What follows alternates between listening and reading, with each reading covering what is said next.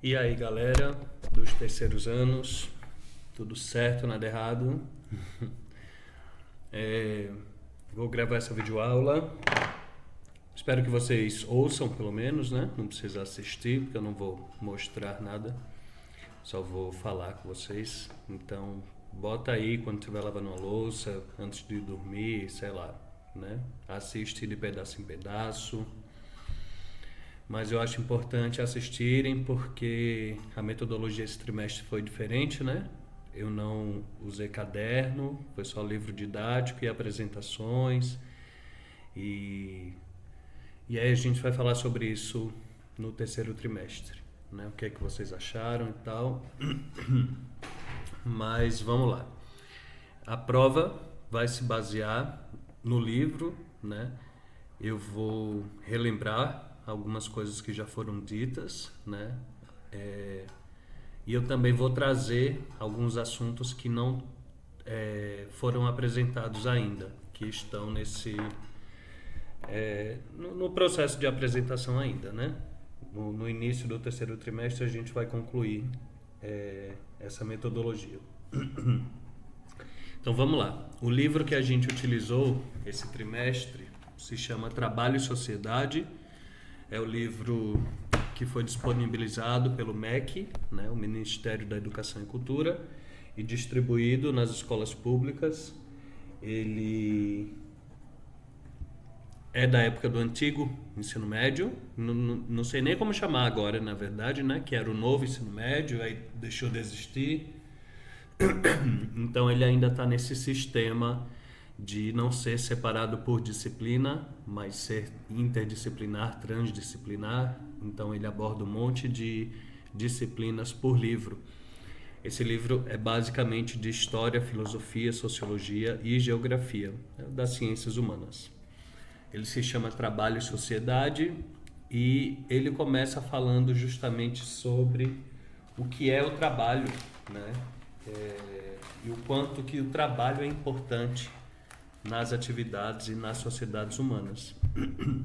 Vejam, tudo isso que tem aqui, ó, o computador que eu estou falando, a lâmpada, a energia, o gesso no teto, né, as paredes, tudo isso não surgiu do nada, né? Foram pessoas trabalhando que construíram tudo isso que a gente utiliza no nosso dia a dia. Não existe sociedade sem trabalho, né? É simplesmente impossível. Para a gente se alimentar, tem que ter gente trabalhando no campo. Tem que ter motorista de caminhão indo para cima e para baixo. Tem que ter gente vendendo, tem que ter gente nas distribuidoras, tem que ter gente trabalhando, né, em todos os lugares o tempo todo. Então, o trabalho, né, na sociologia, ele é um tema central, né, justamente porque o trabalho está presente em todas as sociedades. Então esse livro começa falando disso, né? O nome do livro é Trabalho e Sociedade e começa falando sobre o trabalho na história da humanidade e na verdade começa diferenciando a atividade humana da atividade animal.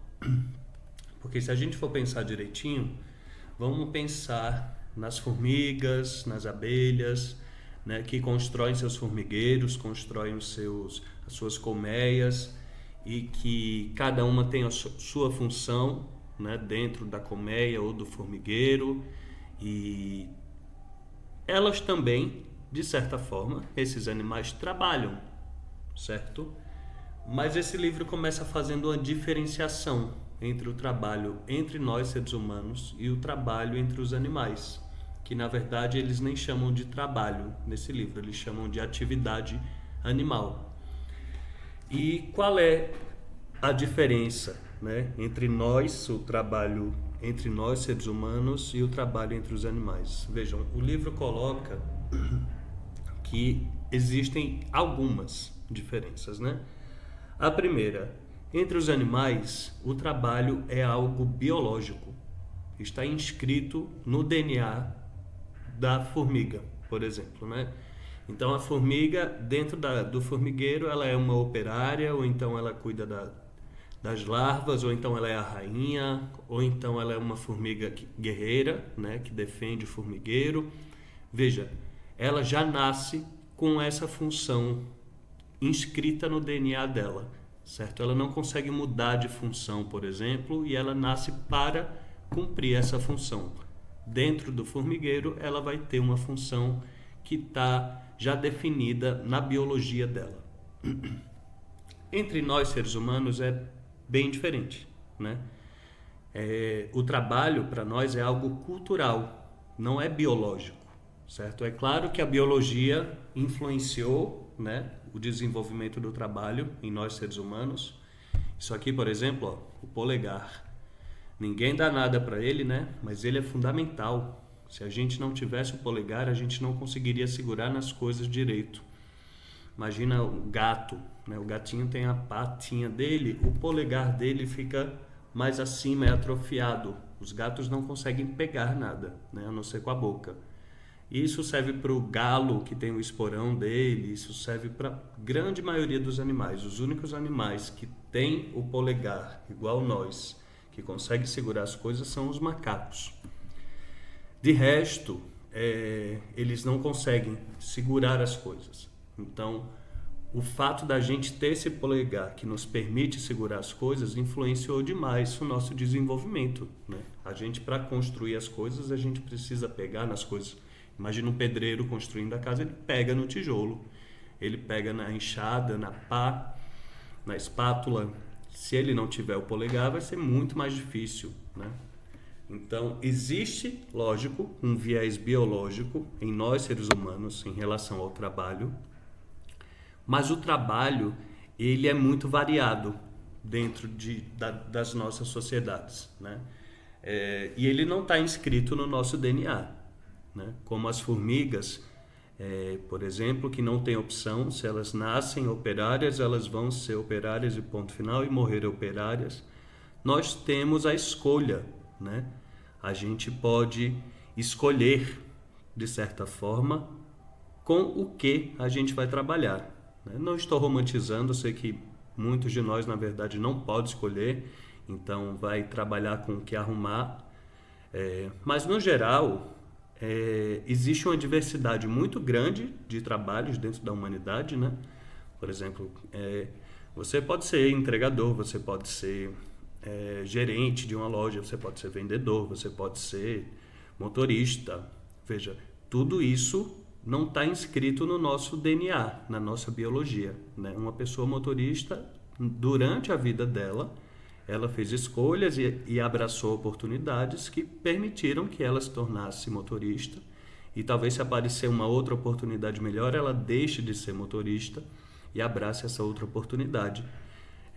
Veja, isso no reino animal é impossível, né? E aí está a diferença. Enquanto entre os animais o trabalho, a atividade entre eles é biológica, ela faz parte do instinto dos animais.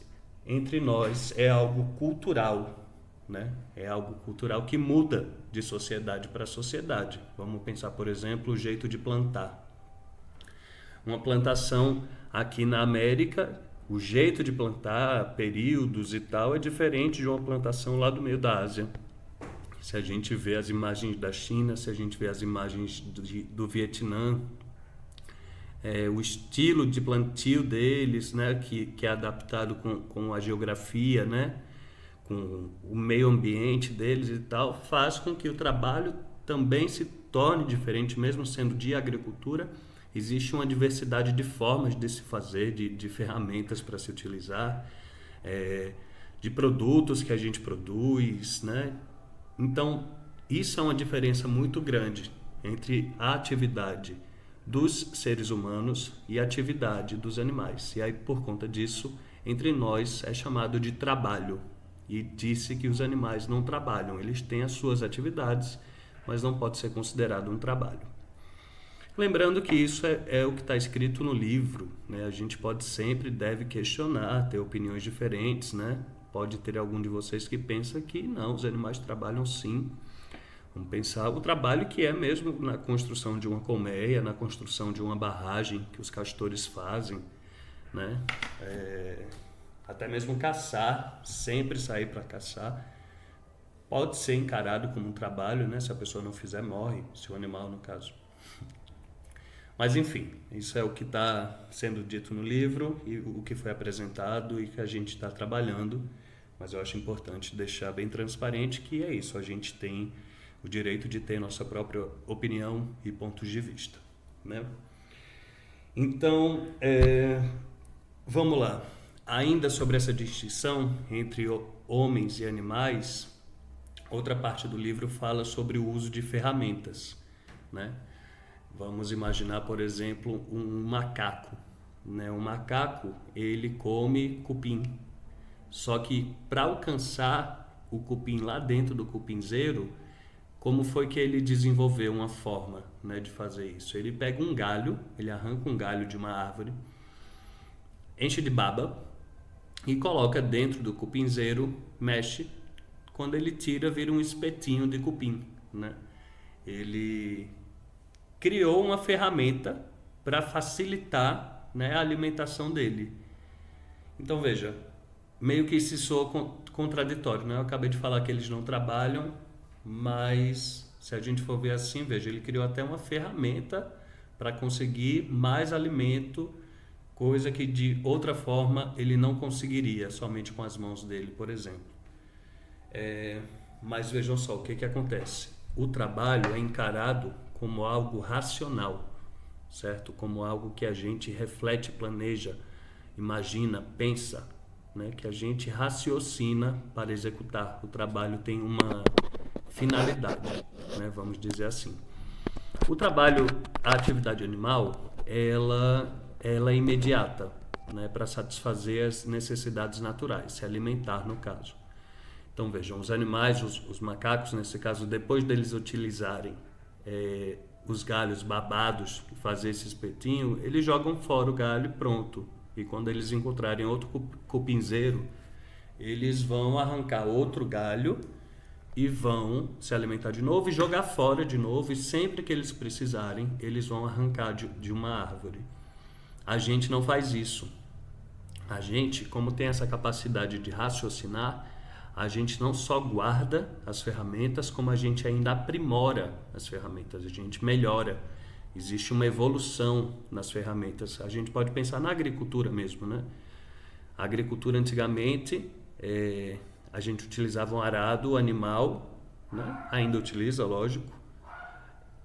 E atualmente, quando a gente vai no agronegócio, por exemplo, aqui no Brasil, são máquinas com uma tecnologia absurda, que às vezes até não precisa nem do ser humano na colheita, precisa do ser humano dirigindo a máquina, mas na colheita já foi dispensado, porque houve um desenvolvimento de ferramentas, né, de máquinas para fazer isso, e isso é uma capacidade que os animais não têm. Eles não conseguem nem fabricar coisas e nem conservá-las para reutilizar.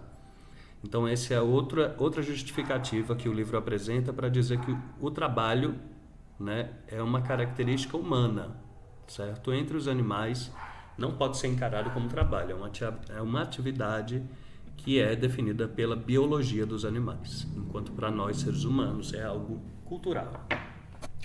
Acho que deu para entender, né? E aí, depois dessa primeira parte que fala sobre o trabalho entre os seres humanos e os animais, a diferença, né, entre a atividade humana e a atividade animal, o livro começa a falar sobre as formas de trabalho, né, que existiram e existem ainda na humanidade. São apresentadas três principais, né, que é o trabalho escravizado, o trabalho servil e o trabalho livre, né? Como que houve esse desenvolvimento das forças de trabalho, né, durante o correr da história da humanidade em suas diversas sociedades, né? Então a escravidão a gente infelizmente sabe bem o que é, né? A gente vive em uma sociedade em que desde a invasão europeia em 1500, né, desses 525 anos pós-invasão, 388 foram de escravidão oficializada, né? O governo e o Estado e os governos que atuaram no Brasil, eles financiaram esse tráfico, né? Havia até um cargo público, um funcionário público que recebia dinheiro do governo para chicotear os escravizados que fugiam, né? Os pelourinhos, que a gente tem o mais famoso do Brasil, acredito que seja o de Salvador, mas toda cidade tinha o seu pelourinho, toda cidade grande, né, aqui no Brasil.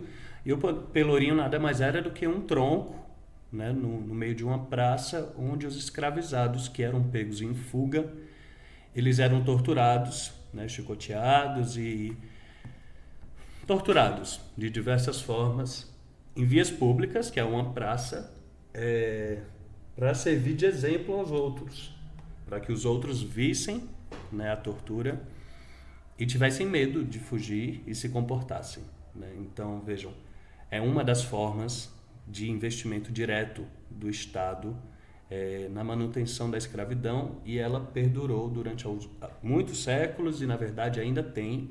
A gente, vez ou outra, ainda aparece um escândalo, né? Descobrem funcionários em situação análoga à escravidão, principalmente no trabalho rural, né, na agricultura, em diversos estados do país, né?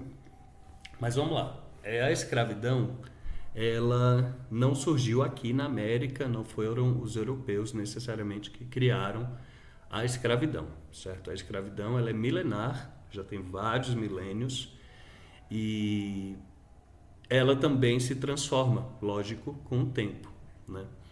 Então, antigamente, por exemplo, na Grécia Antiga, já havia escravizados. Mas como era que funcionava? Você só podia ser escravizado por dois motivos, né? Ou você tinha uma dívida e não conseguia pagar, e aí, para pagar essa dívida, como você não tinha dinheiro, você era escravizado, né, para a pessoa que você estava devendo, ou então por guerra, né? Vamos supor uma vila lá na Grécia, uma polis, né, que é a cidade grega, ela é atacada por um exército estrangeiro, e aí o exército grego não resiste e a cidade é dominada. O exército estrangeiro tornava todos os sobreviventes escravizados, né? Então eram essas as duas formas de escravidão na antiguidade, ou por guerra ou por dívida. A escravidão moderna, que já é essa que os europeus praticaram aqui no Brasil, ela já é diferente das outras, né? Primeiro porque a justificativa não estava nem em guerra e nem em dívida, né? A justificativa estava na ideia de superioridade do povo europeu frente aos outros povos, né? Em especial os africanos, porque parte da África já tinha contato com os europeus há muitos séculos, e parte da África não se converteu ao cristianismo e aos costumes europeus. Eles permaneceram praticando as suas religiões e vivendo o estilo de vida que eles viviam e achavam que era o massa, o interessante. E os europeus, como houve um desenvolvimento tecnológico mais rápido, até pela questão geográfica mesmo da Europa, né? Muitas guerras, muito comércio, fez com que eles se desenvolvessem mais rápido, eles se acharam na autoridade de escravizar esses povos, africanos em especial, mas não só, porque eles, além de inferiores, não tinham se convertido ao estilo civilizado, né? Uma vida civilizada. E aí isso fazia deles pessoas potencialmente, como é que eu posso dizer, né? Eles foram escolhidos mesmo para serem escravizados por conta disso, certo? E aí os números são absurdos, né? Acredita-se que 12 milhões de pessoas foram sequestradas de África e trazidas para a América. Só para o Brasil foram mais de 4 milhões, quase 5, 4,8 milhões de pessoas.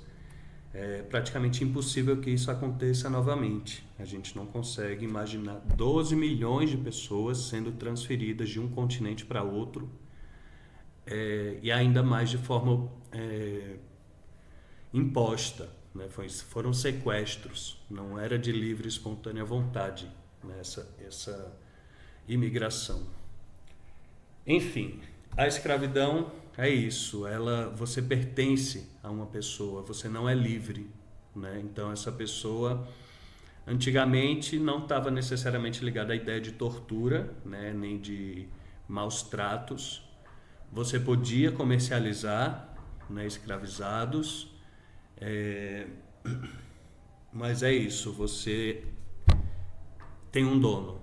Tem um dono e em cada lugar do mundo isso se desenrolou de um jeito, né? Havia lugares em que, por exemplo, o filho dos escravizados nasciam livres, mas tinha lugares que o filho dos escravizados era do dono dos escravizados. Existe a questão da cor, né? Que muitas pessoas, quanto mais preta, né? Mais difícil era a situação, até mesmo quando conseguia a liberdade, né? Conseguia comprar sua alforria e tal. Enfim, a escravidão é um tema bem complexo, né? E ainda hoje a gente vive as sequelas dessa escravidão aqui no Brasil, né? Porque, como eu disse, foram dos 525 anos de pós-invasão, né, europeia, faz apenas 137 que o Brasil aboliu oficialmente a escravidão. Então, essa herança da escravidão ainda é muito viva. A gente consegue perceber a ideia de herança quando a gente pensa em riqueza, né? Por exemplo, meu pai morreu e deixou R$1 milhão para mim, né? Eu consigo entender essa ideia de riqueza, mas a gente não enxerga quando a herança é maldita, né? Alguns sociólogos, como Florestan Fernandes, chama isso de herança maldita. O que é a herança maldita? É justamente as sequelas da escravidão no povo brasileiro. Eu gosto de falar que vocês são o principal exemplo, né? Um exemplo prático. Vocês, meus alunos, mas não só meus, né? Da maioria do Brasil, os estudantes, eles odeiam estudar, eles odeiam a escola, eles não veem sentido em estudar, não enxergam na educação um caminho possível para você melhorar de vida, para você ascender socialmente.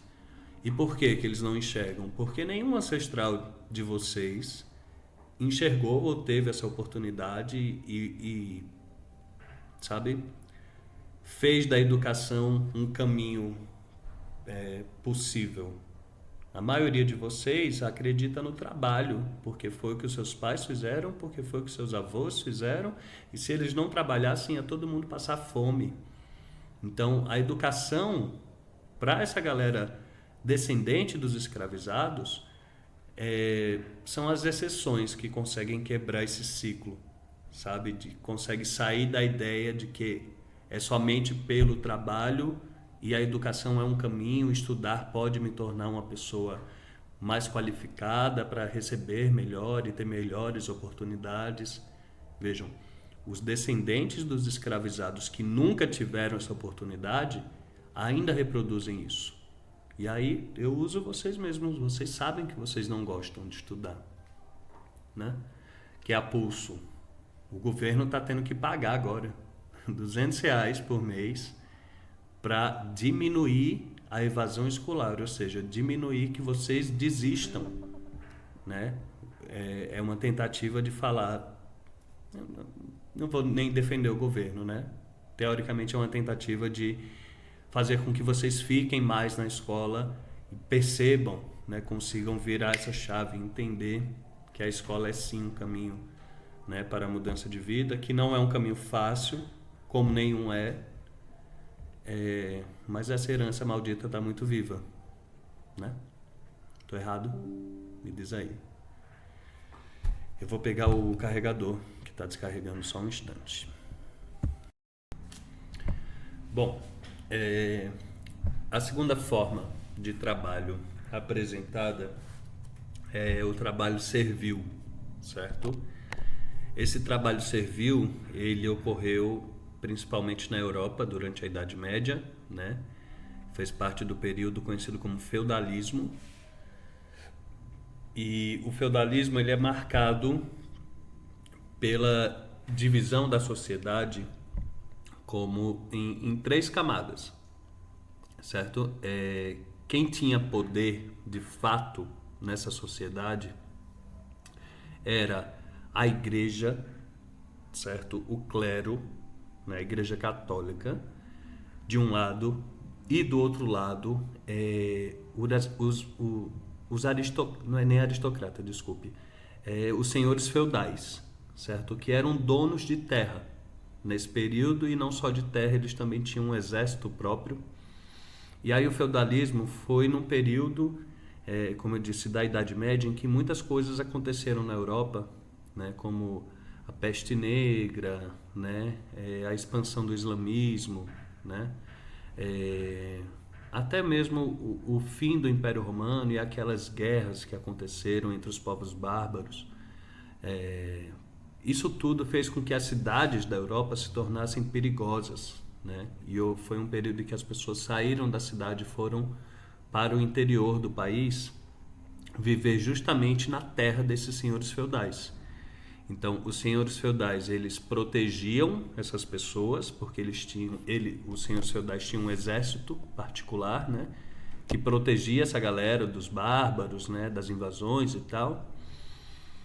E também permitia que essa galera plantasse e vivesse em um pedaço de terra dele, né? Mas nada é de graça, obviamente. Ele exigia que essas pessoas, chamadas de servos, e por isso é a forma de trabalho servil, que os servos plantassem, né, nessas terras, e boa parte era paga como imposto, assim, ou como aluguel, sei lá, né? Ia para o senhor feudal. Além de trabalhar, né, alguns dias para o senhor feudal e tal. Então, quem movimentava, quem fazia a agricultura naquele período acontecer eram os servos, né? Mas quem ficava com o grosso, com a produção mesmo, eram os senhores feudais, né? Vejam, ao contrário do trabalho escravo, o senhor feudal não era dono dos servos, né? Ele não podia vendê-los, ele não podia torturá-los, como aconteceu aqui no Brasil, né?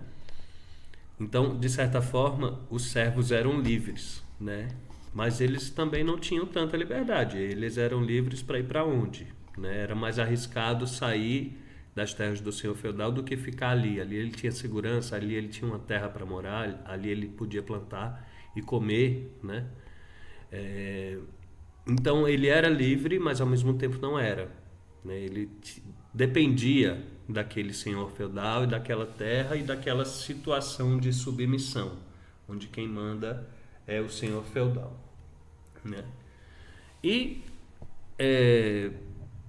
a terceira forma de trabalho apresentada é o trabalho livre, né? O trabalho livre, ele atualmente é o principal que as pessoas no mundo todo mais trabalham, né? Primeiro porque a escravidão foi erradicada. Eu acredito que em nenhum país do mundo a escravidão é legalizada, mas em vários países do mundo ela existe, né? Aqui mesmo no Brasil, mas existe. Eu vi uma foto esses dias de um mercado de escravizados lá no Quênia. É uma situação absurda, né? Assim, um mercado de pessoas.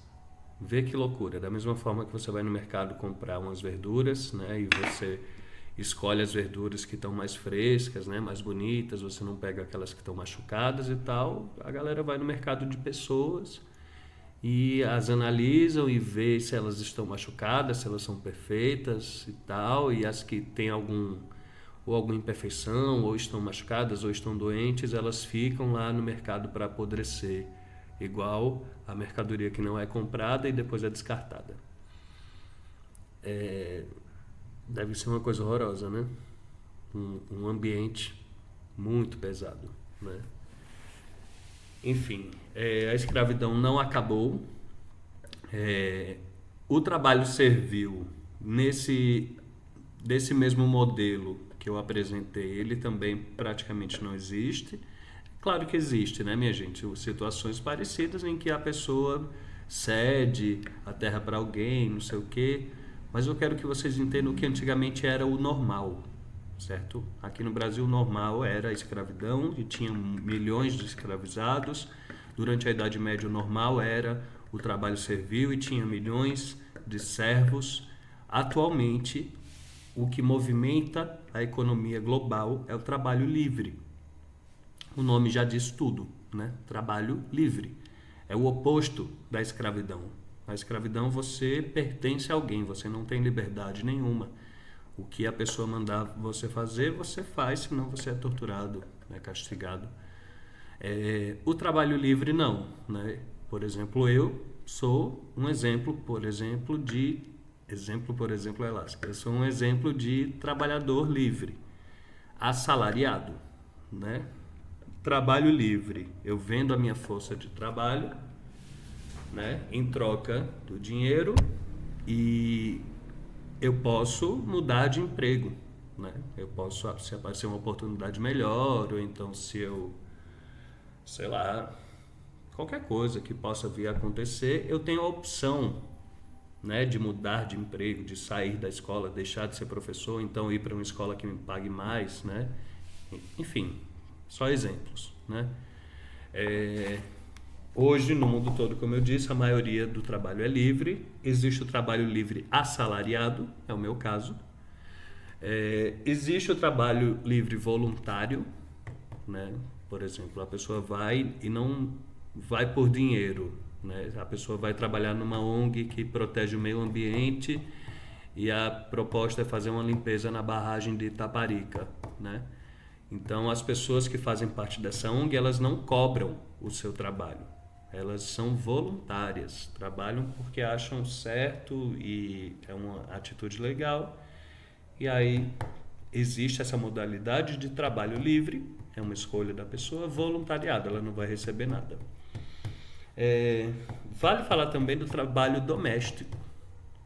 O trabalho doméstico, ele não é assalariado, certo?